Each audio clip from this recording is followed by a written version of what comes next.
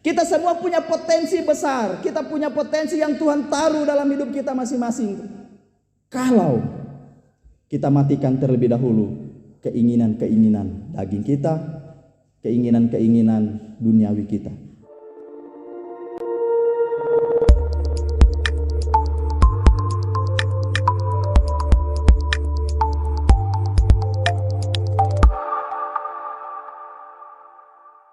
1 Korintus 15 ayat 36, firman Tuhan berkata, "Hai orang bodoh, apa yang engkau sendiri taburkan tidak akan tumbuh dan hidup kalau ia tidak mati dahulu." Paulus mengutip kata-kata Yesus dalam Yohanes pasal 12 ayat 24, "Aku berkata kepadamu, sesungguhnya jikalau biji gandum tidak jatuh ke dalam tanah dan mati, ia tetap satu biji saja. Tetapi jika ia mati, ia akan menghasilkan banyak buah." Jadi surat kiriman Paulus kepada jemaat di Korintus ini, ya, dia mengkritik jemaat di Korintus karena jemaat di Korintus tidak menerima adanya kebangkitan. Orang Kristen Yunani menolak kebangkitan karena alasan filosofis. Bagi orang Yunani, mereka beranggapan bahwa tubuh itu jahat. Itu anggapan orang-orang Kristen Yunani yang ada di Korintus. Karena tubuh ini jahat. Dan Paulus membantah ada kebangkitan orang setelah sudah mati. "Hai orang bodoh, apa yang engkau sendiri taburkan tidak akan tumbuh dan hidup kalau ia tidak mati terlebih dahulu." Saudaraku salam Tuhan, istilah "kalau" menunjukkan sebuah kalimat yang berarti tindakan potensi. Ya, sekali lagi ya, istilah "kalau" menunjukkan sebuah kalimat yang berarti tindakan potensi, sehingga Paulus bilang kalau tidak mati terlebih dahulu. Itu biasa nasihat untuk ibu guru kepada anak-anak sekolah. Kalau kamu mau berhasil, kamu harus belajar. Jadi kita bisa berhasil kalau belajar. Jadi semua orang punya potensi kalau belajar. Dia bisa berhasil kalau dia berusaha. Dia bisa mencapai sesuatu kalau dia bekerja dengan keras.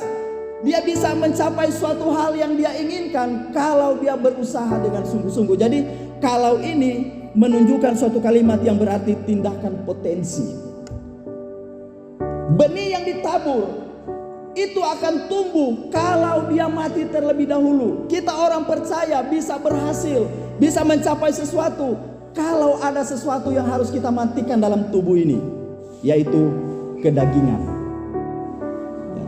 Kita bisa mencapai surga kalau kita matikan keinginan-keinginan daging, nafsu-nafsu duniawi. Kita matikan itu terlebih dahulu, maka kita akan bisa mencapai hasil. Ini Galatia pasal 5 ayat 24. "Barang siapa menjadi milik Kristus, ia telah menyalibkan daging dengan segala hawa nafsu dan keinginannya." Ya. Jadi ini yang paling penting. Inilah penyebab menghambat pertumbuhan. Sarkikos anthropos adalah manusia daging atau manusia duniawi yang hidupnya ada pada level kedagingan yang dikuasai oleh nafsu dan dosa. Jadi sarkikos anthropos ini adalah ketika kita mematikan keinginan-keinginan daging dalam hidup kita, maka kita akan mengalami yang namanya pertumbuhan. Bukan saja mengalami pertumbuhan, tetapi juga ada hasil yang kita akan capai. Yang setuju katakan amin. Nah, dari kebenaran firman Tuhan ini kita kembali bahwa kita semua merindukan bukan saja mengalami pertumbuhan, kita juga merindukan mengalami hasil. Amin. Kita sebagai orang percaya, pertumbuhan yang kita inginkan, pertumbuhan yang kita rindukan, itu harus ada hasilnya. Kita semua punya potensi besar, kita punya potensi yang Tuhan taruh dalam hidup kita masing-masing. Kalau kita matikan terlebih dahulu keinginan-keinginan daging kita, keinginan-keinginan duniawi kita. Ada banyak hal-hal yang sederhana dari keinginan-keinginan daging, saudara salam Tuhan, yang saya mau baca di sini untuk mengakhiri khotbah kita. Apa? Salah satu, malas, Entah itu malas ibadah kaum pria, malas ibadah kaum wanita, malas ibadah grow, malas ibadah sekolah minggu, malas doa puasa. Itu keinginan-keinginan daging. Bagaimana potensi kita mau keluar, Tuhan mau taruh dengan sangat luar biasa, kalau daging itu masih melekat, masih malas. Kemudian apalagi ada egois, tidak mau saling minta maaf antara suami dan istri, antara anak dan orang tua dan anak, antara jemaat dengan jemaat. Itu harus ditinggalkan. Apalagi menunda-nunda. Mau puasa ini minggu ini tapi masih lemas-lemas, jadi minggu depan sudah. Pas minggu depan, ada tamu datang. Ada tamu ini mau puasa baru sejam ini. Nanti minggu depan sudah. Akhirnya dari waktu ke waktu tinggal menunda. Pada akhirnya potensi yang ada di dalam hidup kita itu tidak bisa maksimal semuanya. Padahal Rasul Paulus bilang kepada jemaat yang ada di Korintus, kamu itu punya potensi kalau matikan dulu hal-hal yang bersifat kedagingan. Jadi hal-hal itu harus matikan dulu supaya potensi yang Tuhan taruh dalam hidup kita ini itu berkembang.